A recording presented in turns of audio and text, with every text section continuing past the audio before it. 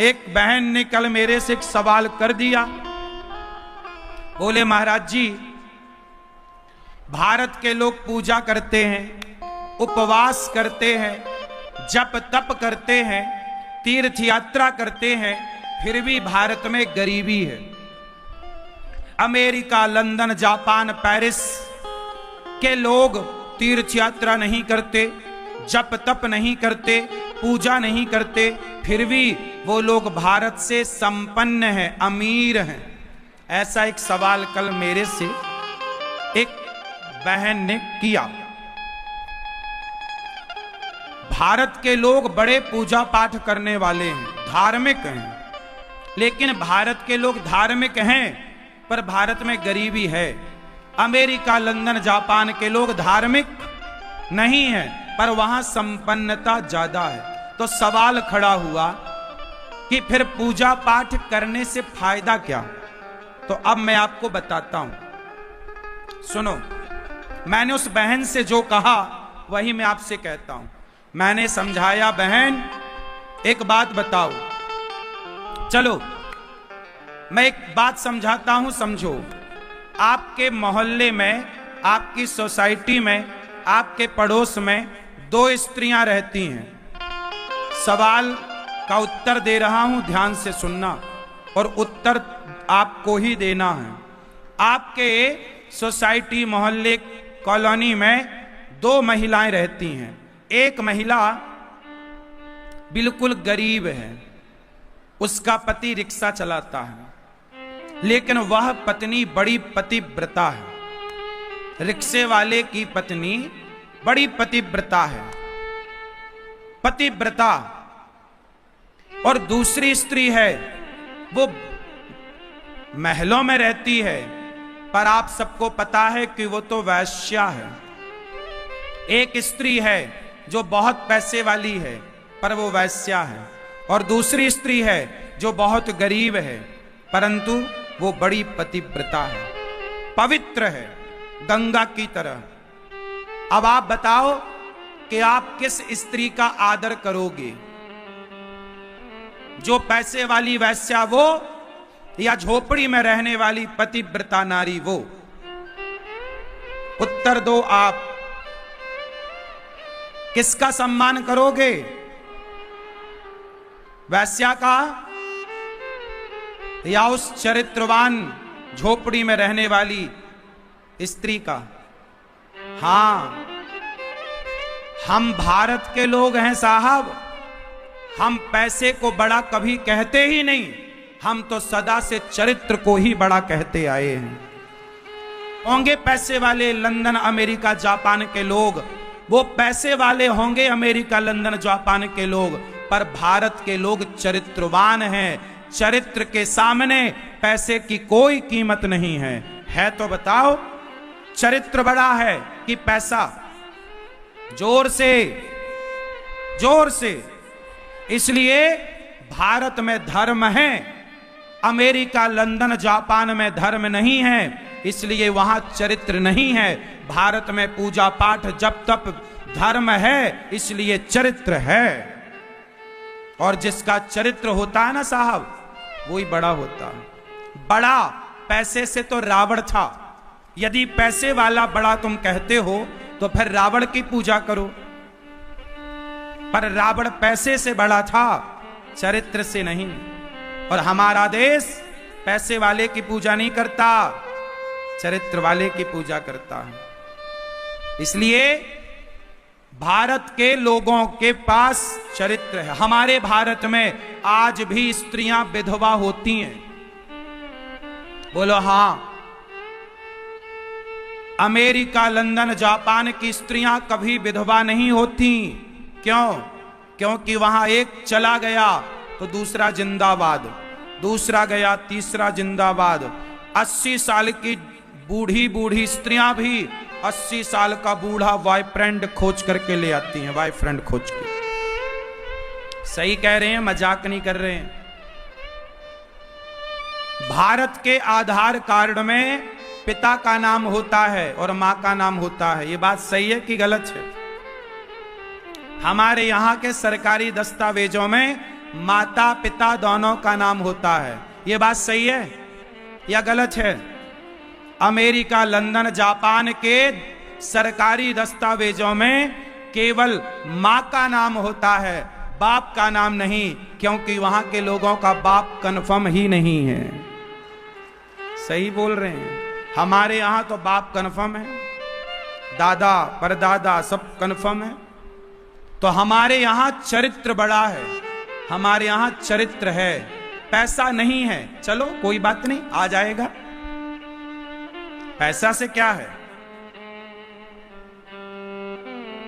हमें पैसे, हम पैसे के पीछे भागे कब? सोने की चिड़िया कहलाने वाला देश। मेरे राम पैसे को लात मार के निकल गए लंका जंगल की तरफ, हाँ या ना? मेरे भगवान अयोध्या की सत्ता को, और भरत जी ने अयोध्या की सत्ता को ठुकराया कि नहीं? पैसे को ठुकराया कि नहीं? हमारे यहां पैसे को ठुकराया गया, रिश्तों को नहीं ठुकराया गया। लेकिन विदेशों में लड़की 18 साल की होती है, अपने माँ बाप को छोड़ के चली जाती है। जहां रिश्तों की कोई कदर ना हो, वो पैसे से कितने बड़े हो जाए साहब, पर वो भारत के लोगों से बड़े नहीं हो सकते, क्योंकि भारत में माता को भगवान कहा जाता है, पिता को भगवान कहा जाता है। हमारे भारत का लड़का यदि संस्कारी है तो वो माता पिता के पांव धो के पीता है। हमारे भारत का लड़का संस्कारी है तो वो अपने माता पिता के पांव धोकर पीता है। ऐसे संस्कार वाले भारत को आप अमेरिका, लंदन, जापान से तुलना ना करो। भारत की तुलना किसी अन्य देश से कभी हो नहीं सकती। अमेरिका को अभी हजारों साल लग जाएंगे भारत के जैसा चरित्र बनाने में। बात सही है कि गलत है? कोई पैसे से बड़ा है तो भैया तू बना रहे। हम किससे बड़े हैं? जोर से। इसलिए अपनी बेटी, अपने बेटे, अपनी समाज को चरित्रवान बनाओ, क्योंकि भारत की पहचान, भारत की संपत्ति चरित्र ही है। आड़ में चरित्र ना गवाओ, बहुत क्षति हो जाएगी। आज लिव-इन में रहने वाले लोग, लड़का लड़की, आज कुछ लड़का लड़की चरित्रहीन जो हो रहे हैं लिव-इन के द्वारा, अब आने वाले 10 साल में क्या होगा इस देश का यदि चरित्रहीनता की तरफ समाज बढ़ जाएगी तो? नाश हो जाएगा। नाश मत होने दो देश का, बचाओ इसे। बोलो भारत माता की जय हो।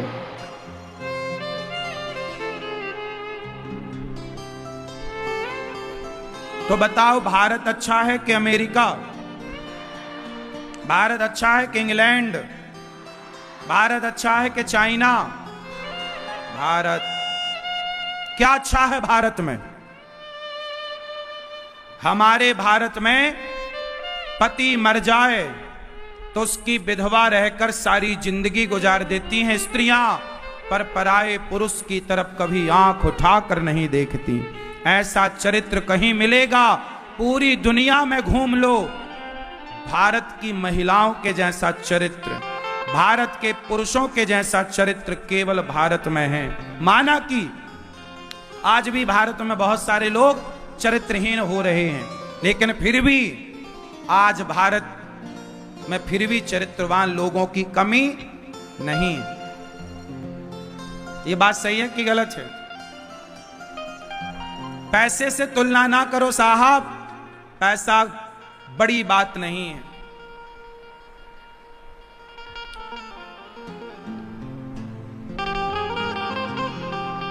सूपनखा आई राम से कहती है, तुम सम पुरुष ना मो सम नारी, आपके जैसा पुरुष कोई नहीं। सूपनखा कहती है राम जी से, आप बहुत सुंदर हैं, ब्याह कर लो। राम जी बोले, नहीं हमारा ब्याह हो चुका है। राम जी बात करते हैं सूपनखा से तो सीता मैया की तरफ देखकर बात करते हैं। जब भी अपनी जब भी अपनी पड़ोसन से बात करो तो अपनी पत्नी की तरफ देखकर पड़ोसन से बात करो। आप लोग तो बस आजकल के छोरा गाते क्या है, सामने वाली खिड़की में एक चांद का टुकड़ा रहता है, उसी चांद के टुकड़े के चक्कर में बर्बाद है, और वो ये जानता नहीं कि वो चांद का टुकड़ा धब्बे से भरा है।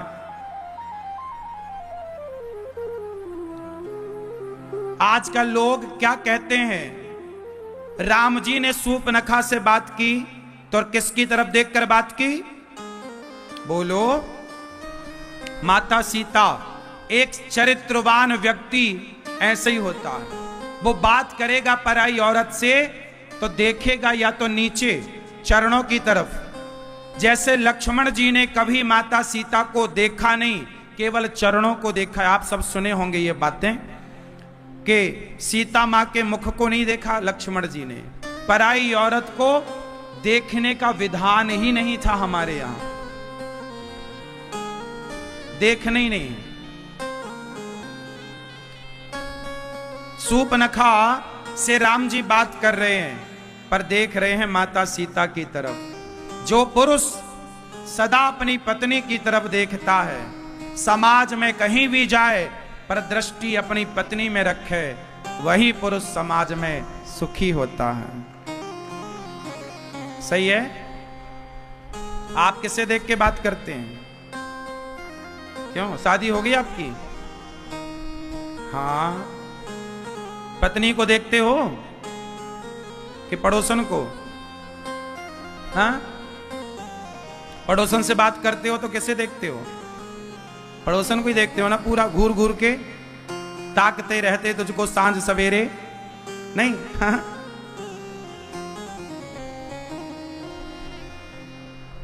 सूर्पनखा, राम जी बोले जाओ लक्ष्मण जी से बात करो, शायद वो तैयार हो जाए। लक्ष्मण जी के पास गई। सूर्पनखा ऐसी थी, खुद अपनी शादी की चर्चा कर रही है। गई, लक्ष्मण लक्ष्मण आप बहुत सुंदर हैं। आप, लक्ष्मण जी बोले हमसे ब्याह करोगी तो घाटे में रहोगी, हम तो राम जी के कपड़े धुलते हैं, तुम हमसे ब्याह करोगे तो सीता मैया के कपड़े धुलने पड़ेंगे। सूर्पनखा बोली नहीं, मैं कपड़े अपने नहीं धुलती, कोई काम आम नहीं करूंगी मैं। लक्ष्मण जी बोले तो राम जी से ब्याह करो, राम जी से ब्याह करोगे तो काम नहीं करना पड़ेगा, हमसे करोगी तो काम धाम तो करना ही पड़ेगा, हम छोटे हैं। फिर गई, राम आप बहुत सुंदर, आपसे ही करो, आपसे ही ब्याह करूंगी। कभी राम जी के पास, कभी लक्ष्मण जी के पास, यहां वहां यहां वहां, है ना? मैया, ओ मेरी मां,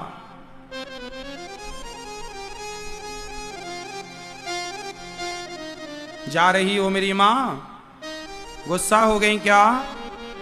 नहीं, क्या हो रहा है ऐसे? क्या मैया, क्या बोलती तू?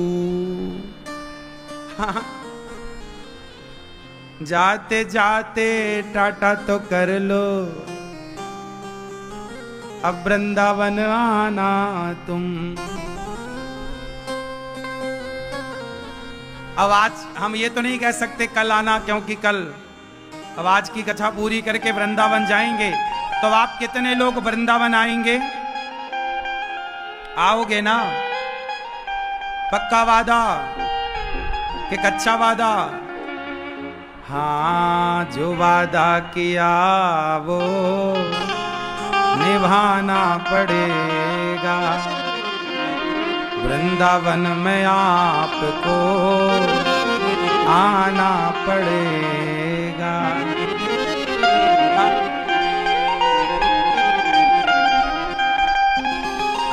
तो वृंदावन आना मेरी मां। गौरी गोपाल, गौरी गोपाल कितने लोग आएंगे?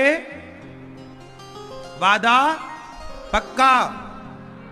जोर से पक्का, पक्का वादा गौरी गोपाल आने का किया ना? अब तो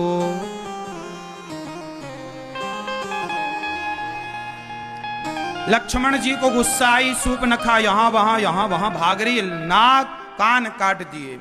अच्छा, लक्ष्मण जी ने नाक क्यों काट दी सूर्पनखा की?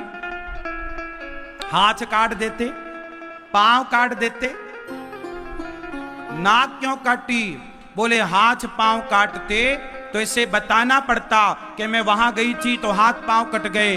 नाक काटी, अब इसे बताना नहीं पड़ेगा कि मैं कहां गई थी, लोग देखते ही समझ लेंगे कि नाक कटाने ही गई थी। तो नाक कटा के आ गई, नक कटी, नाक कटा के आ गई। सूप नखा की नाक कट गई। लक्ष्मण अति लाघव सो, नाक कान बिनुकीन, ताके कर रावण कहा, मनो चुनौती दीन। खरदूषण आए, राम जी ने खरदूषण को मार गिराया। फिर रावण को कहा सूपनखा ने, अच्छा सूपनखा ऐसी बहन है जो रावण को भड़का रही है, तुम तो बैठे रहो, वहां राम आ गए, देखो नाक काट दी मेरी। रावण ने सूपनखा के भड़काने में रावण भड़क गया। किसी के भड़काने में ना भड़कना नहीं चाहिए,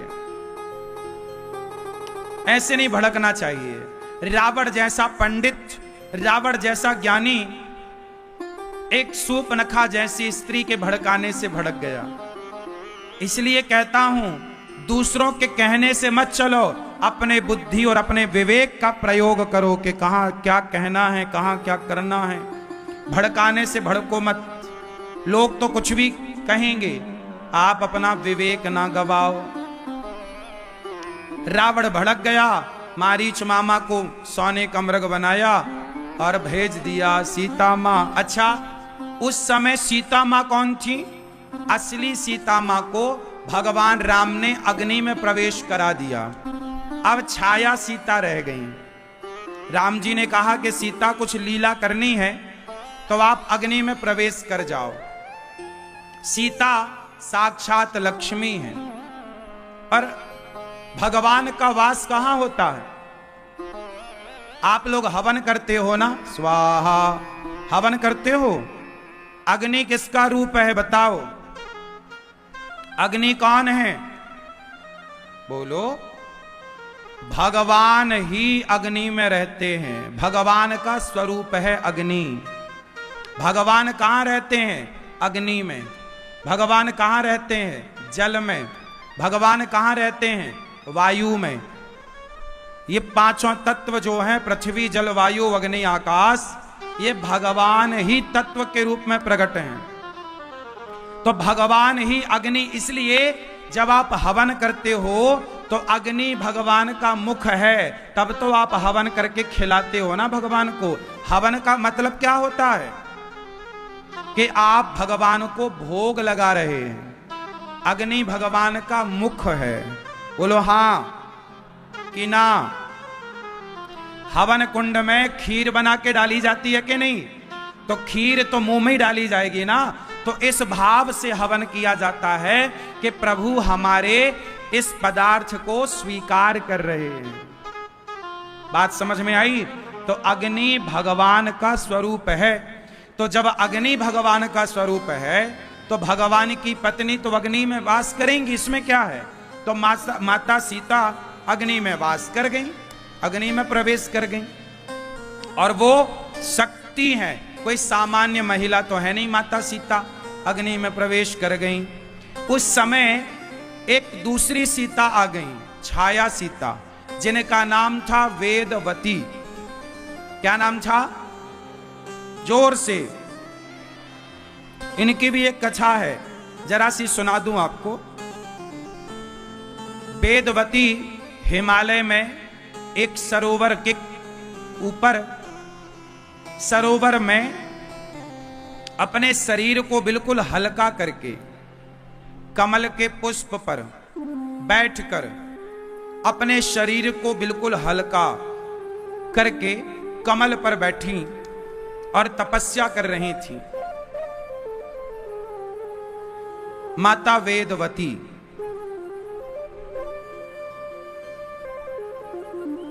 रावण आया और वेदवती तपस्या कर रही थी, तो वेदवती को देखकर रावण बहुत प्रभावित हुआ। वाह कितनी सुंदर माता वेदवती, बड़ी सुंदर। ये वेदवती कौन है? ब्रह्मा जी की बेटी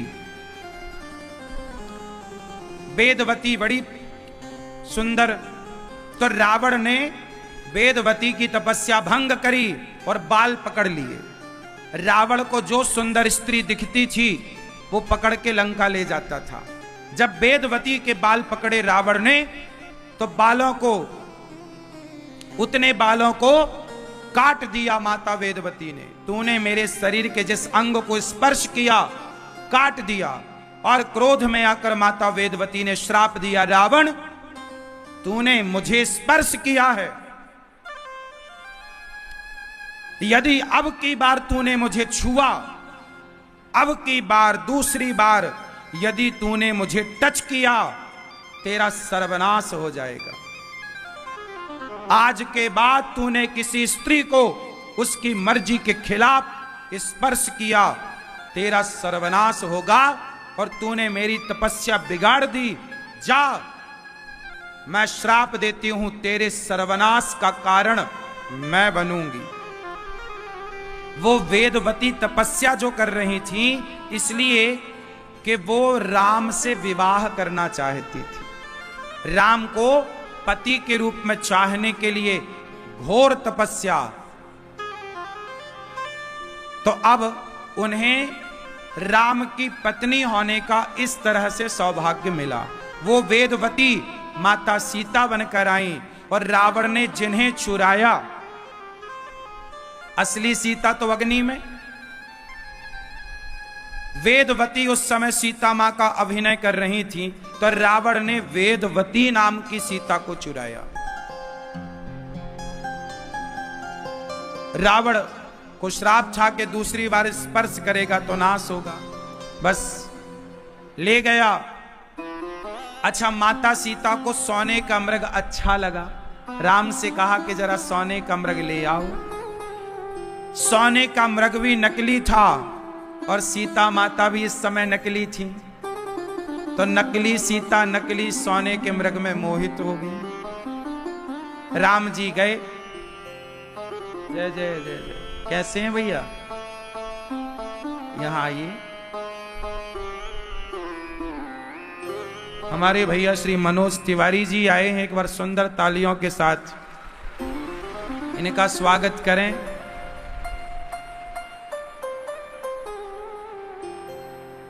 कैसन बा,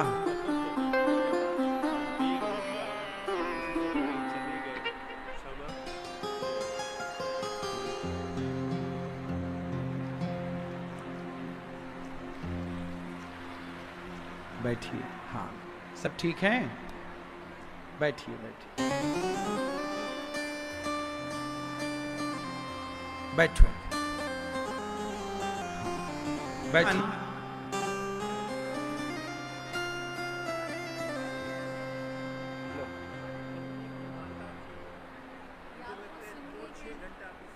अच्छा, मैया कथा सुनती हैं, कथा सुनती हो अभी, अच्छा है, चलिए सुनिए, बैठिए।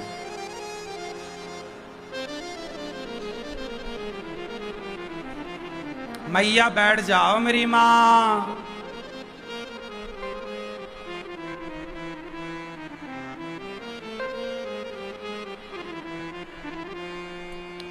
बैठ जाओ,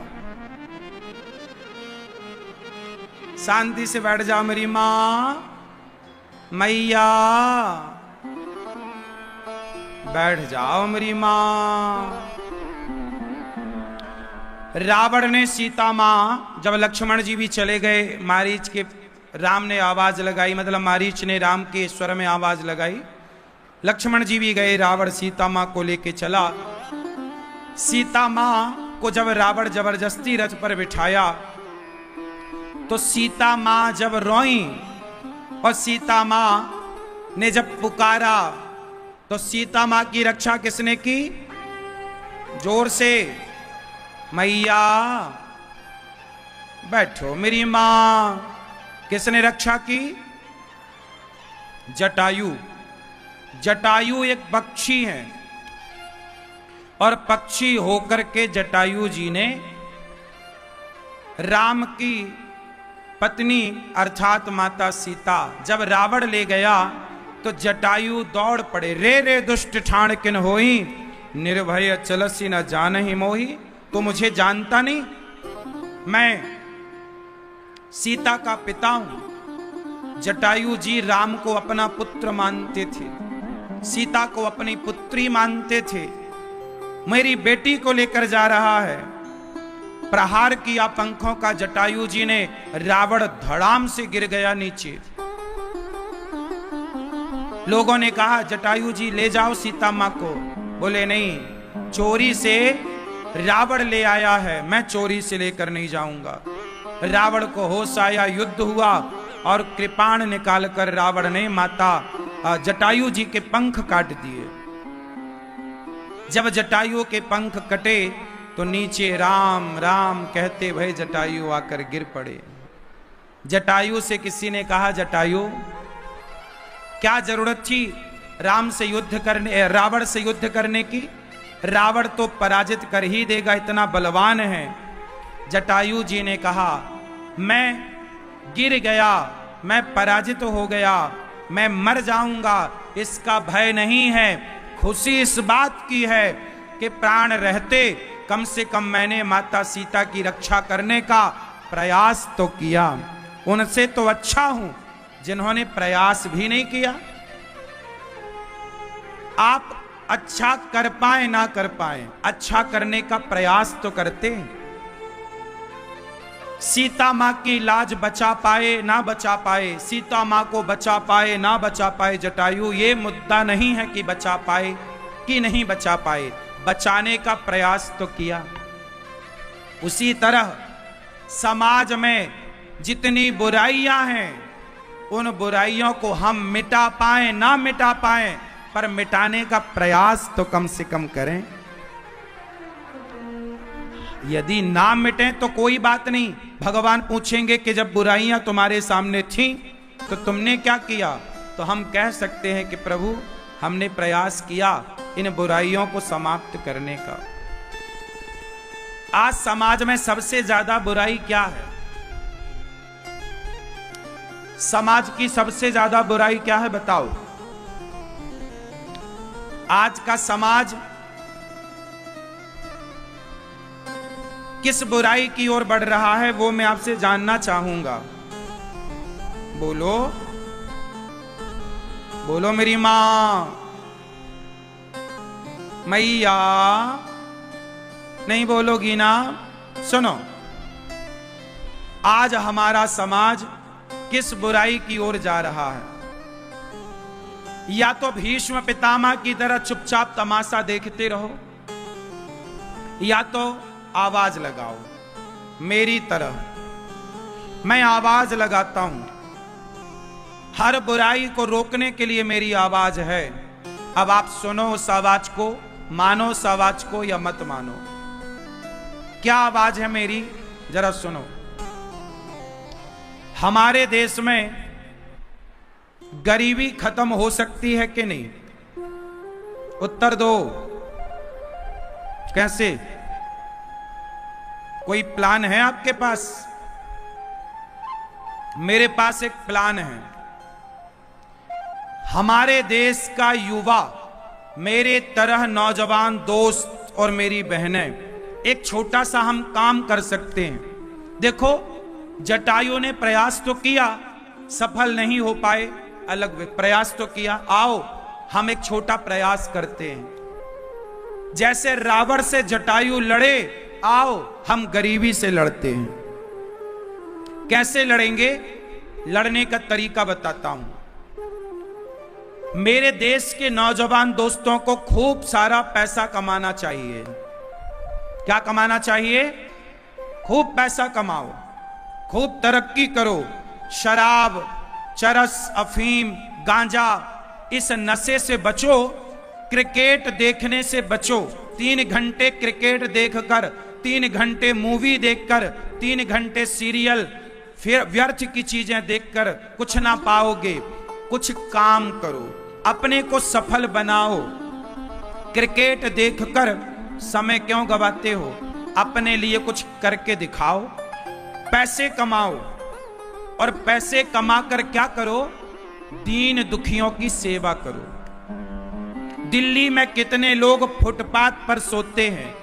यदि दिल्ली का नौजवान भाई जो क्लबों में जाके नशा कर रहा है, ये लोग नशे से बचकर कुछ मेहनत करके पैसे कमाएं और आप पैसा कमाओ, और फुटपाथ पर रहने वाले लोगों से देखो, पूछो, उनका बैकग्राउंड चेक करो। यदि वो यथार्थ में गरीब हैं तो आओ, उनके लिए बना के एक छोटा सा आप घर दे सकते हैं, उनकी बेटी का विवाह करा सकते हैं, उनके कपड़ा नहीं है तो आप कपड़ा दे सकते हैं, उनको रोजगार नहीं है तो आप उन्हें रोजगार दे सकते हैं, अपने फैक्ट्री पे अपने काम में उन्हें लगा सकते हैं। आओ इस तरह से हम गरीबी से लड़ें। पहले तो स्वयं को सफल बनाएं और सफल बनकर औरों को सफल बनाने का प्रयास करें। हम ही सफल ना हो, औरों को भी सफल बनाएं। देखो, मेरी उम्र के लड़के दिल्ली में कुछ लड़के शराब पी रहे हैं, कुछ लड़के नशा इत्यादि कर रहे हैं, और मैं जिस उम्र के लड़के नशा कर रहे हैं उस उम्र में ये दास अनिरुद्ध फुटपाथ पर पड़ी वृद्ध माओ को उठा उठा कर मैं गौरी गोपाल आश्रम लाकर माओ की सेवा करता हूं। गति मांगी बर गीध गयऊं हरिधाम, तेहि की क्रिया यथोचित निज कर कीन्ही राम। राम जटायु पर कृपा करके अंतिम क्रिया करते हैं, और राम जी ने जटायु जी का श्राद्ध किया, उनके नाम का श्राद्ध भी किया। आपसे मेरी प्रार्थना है कि आप अपने माता पिता का श्राद्ध पिंडदान उनके नाम के भागवत जी का पाठ जरूर करना। अभी 18 तारीख से भागवत जी की पोथी पाठ होगी। आप भी अपने पितरों के लिए, अपने स्वर्गीय दादा दादी माता पिता जो भी चले गए, उनके नाम से इस पितृ पक्ष में भागवत जी का पाठ करा के उनकी सदगति के लिए कुछ कार्य आप कराओ। राम जी ने जटायु का श्राद्ध किया। पक्षी है, आप जिसे भी जानते हैं आप उसके नाम का पुण्य करेंगे तो वह उस तक पहुंचेगा। इसलिए गया जी में श्राद्ध होता है, पिंडदान होता है। गया जी जा पाए तो ठीक, नहीं जा पाए तो गया श्राद्ध के बाद भी यदि किसी की मुक्ति ना हुई हो तो भागवत सुन लेने से उसकी मुक्ति निश्चित होती है। अंतिम है भागवत जी। इसलिए भागवत आप अभी 18 सितंबर से वृंदावन में भागवत जी के पोथी पाठ हैं। आप भी अपने पितरों के लिए भागवत जी के पोथी पाठ बिठा सकते हैं। राम जी अब कबंध का उद्धार करते हैं।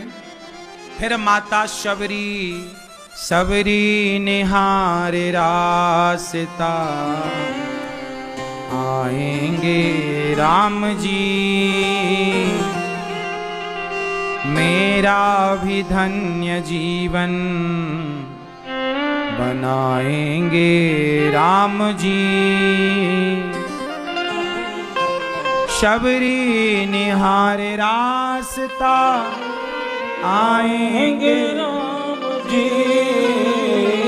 शबरी निहारे रास्ता, आएंगे राम जी मेरा भी धन्य जीवन बनाएंगे राम जी। जब जरा देर लगी तो राम जी कहते हैं, शबरी कहती हैं, बोल बोल बोल कागा राम कब आएंगे। सबरी की झुपड़ी आके भाग्य खोल जाएंगे। शबरी की झुपड़ी आके भाग्य खोल जाएंगे। बोल बोल बोल कागा राम कब आएंगे। कोई बोला कि राम जी आएंगे तो क्या करोगी? राम जी आएंगे हम जंगल को जाएंगे, जंगल से मीठे मीठे बेर तोड़ लाएंगे और बेरों का भोग अपने राम को लगाएंगे, बेरों का भोग अपने राम को लगाएंगे। बोल बोल बोल कागा राम कब आएंगे। शबरी का इंतजार करते करते जीवन बीत गया। शबरी कौन है? शबरी के पिता शबरी का विवाह करना चाहते थे। एक दिन जंगल के सारे जानवरों को इकट्ठा किया, बकरा, भेड़, कुछ मुर्गा, पक्षी बाजार से खरीद के ले आए, कुछ मछली, कुछ जंगल के जानवर। तो शबरी ने कहा, मां ये पिताजी आज सारे जानवरों को इकट्ठा क्यों कर रहे हैं? मां ने कहा, बेटा 4 दिन बाद तेरा विवाह है। तो मां मेरे विवाह से इन जानवरों का क्या रिश्ता? बेटा इन जानवरों का काट करके, इनको पका करके बारातियों को परोसा जाएगा। शबरी बोली, माता मेरे विवाह में इतने सारे निर्दोष जानवरों की बलि चढ़ेगी क्या? हाँ बेटी ये तो परंपरा है। शबरी बोली, मैं ऐसी परंपरा को नहीं मानती। यदि मेरे विवाह में इतने सारे जानवरों की हत्या हुई तो मुझे दुआएं कहां मिली? मुझे तो इनकी बद्दुआएं मिल जाएंगी ना। मां मैं नहीं चाहती, पर मां तो मानने को तैयार नहीं। रात हुई, माता शबरी ने सारे जानवरों को खूंटे से खोल खोल कर जंगल की तरफ छोड़ दिया। पूंछ उठाकर सारे जानवर जंगल की तरफ गए और जानवरों के अंदर से दुआ निकलती गई, शबरी तुमने हमें मुक्त किया है, भगवान तुम्हें मुक्त करेंगे। शबरी तुमने हमारा दुख दूर किया, भगवान तुम्हारा दुख दूर करेंगे। एक बात बताएं भक्तों, दुआएं कमा लेना, दीन दुखियों की दुआएं बहुत मिलती हैं। किसी की बद्दुआ मत लेना, नाश हो जाएगा।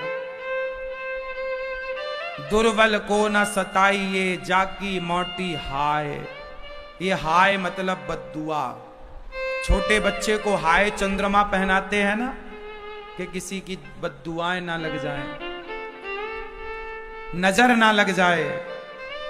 मत सताना किसी को। माता शबरी ने जानवरों को सुख दिया, तो आज प्रभु राम शबरी का पता पूछकर माता शबरी के आगे आकर खड़े हो गए। माता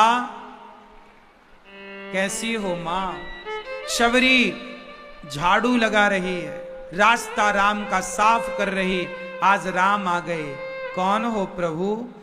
माता मैं वही जिनका तुम्हें इंतजार था। राम लक्ष्मण को देखकर शबरी चरणों में गिर पड़ी, लौट गई, रोने लगी। शबरी कौन सा ज्ञान जानती थी, कौन से वेद पुराण जानती थी? शबरी ने प्रेम के बल पर प्रभु को पा लिया। और शबरी जैसा प्रेम हो तो मंदिर जाने की जरूरत नहीं, स्वयं मंदिर वाले भगवान चलकर आपके द्वार पर आएंगे। शबरी के दरवाजे आए कि नहीं? यदि शबरी के द्वार पर राम आए तो हमारे और आपके द्वार पर भी प्रभु जरूर आएंगे। बस शबरी बन जाओ, शबरी की तरह निर्मल बन जाओ। देखो ना, राम शबरी की सेवा स्वीकार आसन पर बिठाया, कुछ बेर तोड़कर लाई थी, कुछ खाती है, खट्टे तो नहीं, मीठे मीठे चख कर राम को देती है। और राम शबरी के जूठे जूठे बेरों को खाते हैं। भगवान बेर के, वस्तु के भूखे नहीं, भाव के भूखे हैं। प्रेम मिलता है तो विदुरानी के छिलके और शबरी के बेर और सुदामा के तंडुल खा करके पेट भर लेते हैं। और प्रेम नहीं मिलता तो दुर्योधन के 56 भोग को प्रभु ठुकरा देते हैं। इसलिए भगवान भाव का भूखा हूं मैं, भाव ही एक सार है, और भाव से भजले मुझे तो भव से बेड़ा पार है। भाव आवश्यक है। प्रभु ने माता शबरी के प्रेम को स्वीकार किया और नवधा भक्ति दी। प्रथम भगति गुरुपद पंकज सेवा, तीसर भगति अमान, चौथी भगति मम गुण गण, करहि कपट तजिगान। पहली भक्ति क्या है? सत्संग। पहली भक्ति प्रथम भगति संतन कर संग, दूसर रति भगवान की कथा, भगवान से प्रेम, गुरु पद पंकज सेवा, तीसरी सेवा। कौन सी भक्ति है? जोर से बोलो मेरी माँ मैया, पीली मैया, ओ पीली मैया बैठो मेरी माँ। गुलाबी मैया कहाँ चली मेरी माँ? जा रही हो मेरी माँ? गुस्सा हो गई क्या? एक झोला कथा सुन ली आपने इसलिए जा रही हो, झोला भर गया आपका। ठीक, टाटा। वृंदावन आना, जाओ। ये बताओ तीसरी भक्ति क्या है? जोर से नहीं बोलेंगे ना। सेवा। क्या है तीसरी भक्ति? सेवा तीसरी भक्ति है। माता पिता की सेवा, पति की सेवा, दीन दुखी की सेवा, गाय की सेवा, हर जानवर की सेवा, चिड़िया की सेवा, हर जीव जंतु की सेवा। सेवा तीसरी भक्ति। आप सेवा कर रहे हैं मतलब आप भक्ति कर रहे हैं। माला जपना ही भक्ति नहीं है साहब। समाज की सेवा माला जपने से बड़ी भक्ति है। सेवा सेवा। इसलिए ये दास अनिरुद्ध सेवा करता है। मुझे पता है कि सेवा के बल पर ही भगवान मिलेंगे जब भी मिलेंगे। इसलिए सेवा। एक ही संकल्प, एक ही नारा, और सेवा ही से आप भी जुड़े। शबरी पर, माता शबरी पर प्रभु ने कृपा की। नारद जी से भेंट हुई और इसके बाद राम जी हनुमान जी के द्वारा सुग्रीव तक पहुंचे। राम जी ने बाली को मारा, मैया से मारा, बाली को छिपके मारा। क्यों मारा जाना तो नहीं आपको? राम जी ने बाली को मारा? बोलो हां कि ना? छिपके मारा कि नहीं? बोलो छिपके मारा। अच्छा बताओ, बाली की आत्मा कहां चली गई? बाली की आत्मा घर बाली में आ गई। क्यों? बाली को देख के आधी शक्ति खत्म हो जाती थी। आजकल कुछ आदमियों की पत्नी को, घरवाली को देख के आधी शक्ति गायब हो जाती है। हाँ या ना? इसलिए अच्छा ये बताओ, राम जी ने बाली को क्यों मारा? छिपके क्यों मारा? सामने से मारते। राम जी ने सही किया कि गलत किया? ये मैया बताओ, काली मैया,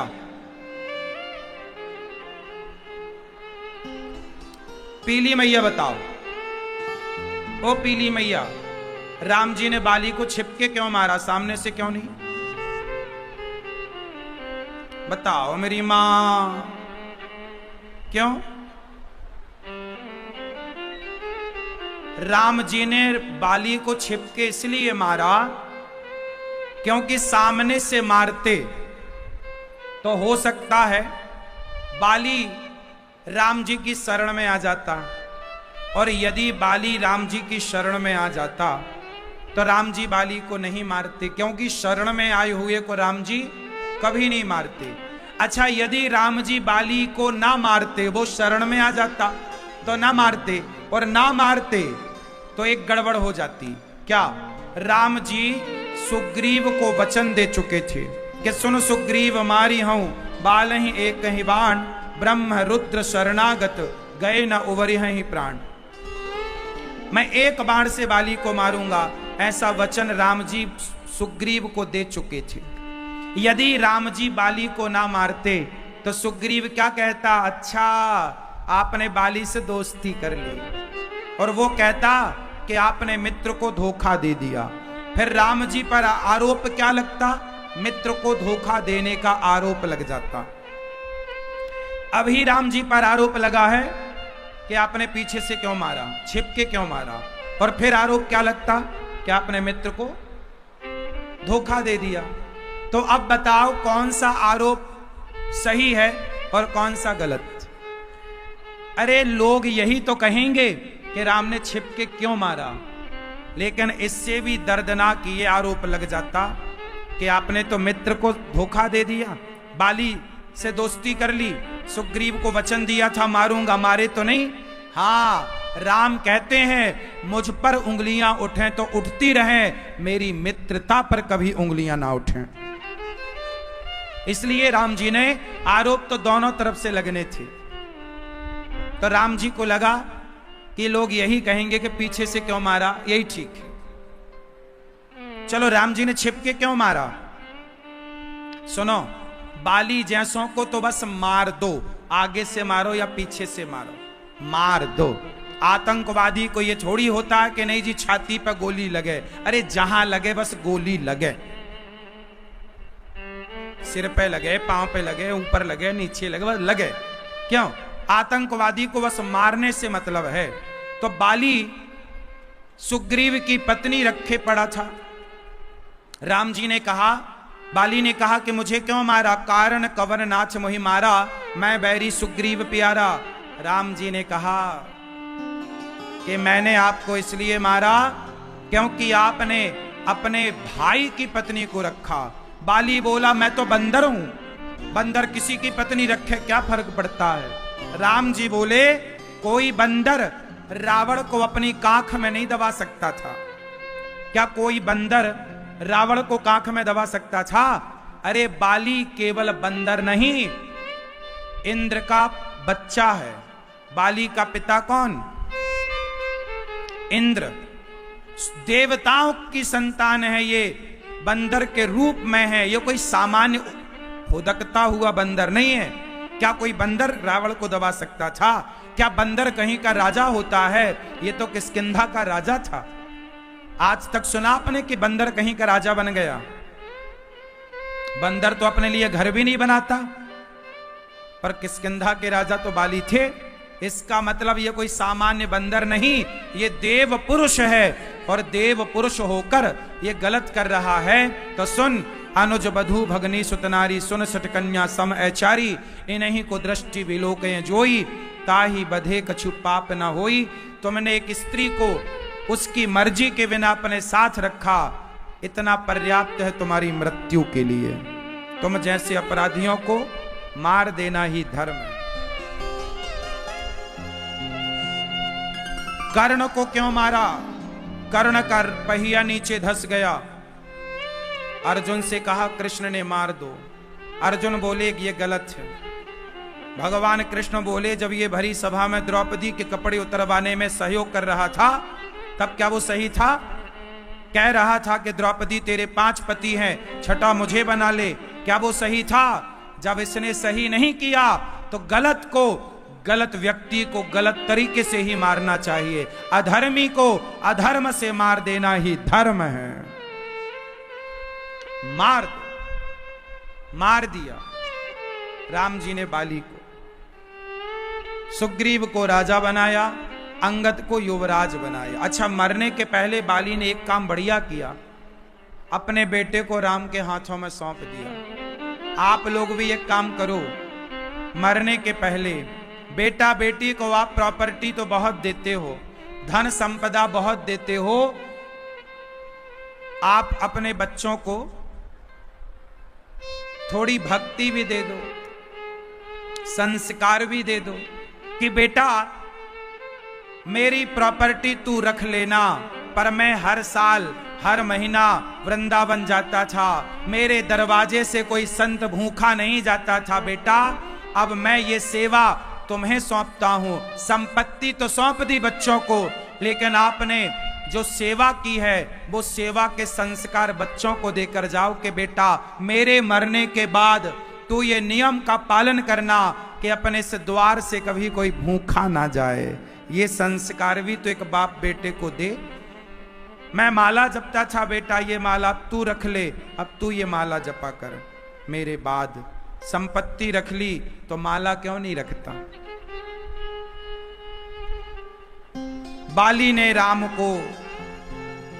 बाली ने अंगद को राम के हवाले किया।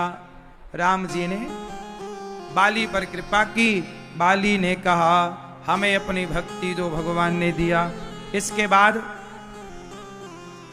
भगवान बाली पर कृपा करने के बाद अब 4 महीना बीत गए। फिर लंका की ओर हनुमान जी प्रस्थान करते हैं। पवन काम है जो हनुमान जी नहीं कर सकते, सारे काम कर सकते हैं।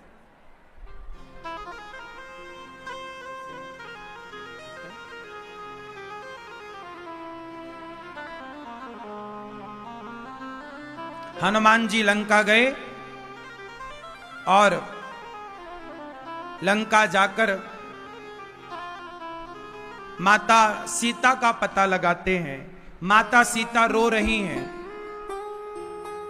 आग का टुकड़ा मिल जाता तो मैं जलकर भस्म हो जाती। सीता मां लंका में बड़ी दुखी हैं। लेकिन जब हनुमान जी गए और रामचंद्र गुण वर्णे लागा, सुनतहि सीता कर दुख भागा।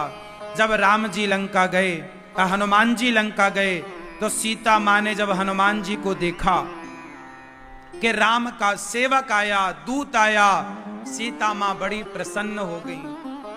जब एक बेटा अपनी मां का दुख दूर करता है तो मां के राम राम से आशीर्वाद निकलता है। और कहते हैं ना, मां की दुआएं कभी खाली नहीं जाती। ये बात भगवान से भी टाली नहीं जाती। बर्तन मांज कर 4 बच्चों का पेट भर देती है मां, पर उन 4 बच्चों से एक बूढ़ी मां पाली नहीं जाती। बड़ी विडंबना है। भगवान राम का दुख दूर, माता सीता का दुख दूर कौन कर रहे हैं? हनुमान जी दुख दूर कर रहे हैं। आप भी अपनी अपनी मां का दुख दूर करिए।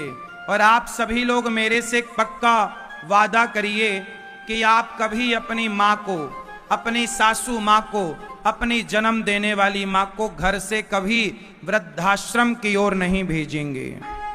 कितने लोग मेरी इस बात से मुझे पक्का प्रॉमिस करेंगे कि हम सदा अपने माता पिता की स्वयं सेवा करेंगे, हम कभी अपने माँ बाप को वृद्धाश्रम नहीं भेजेंगे? कितने लोग नहीं भेजेंगे? मैया खूब सेवा करना अपनी सास की। जब हम सेवा करेंगे तो हमारी बहू हमारी सेवा करेगी। जब हम सेवा करेंगे अपने माँ बाप की तो हमारे बेटा, हमारा बच्चा हमारी सेवा करेगा। इसलिए कहता हूं सेवा करो। ये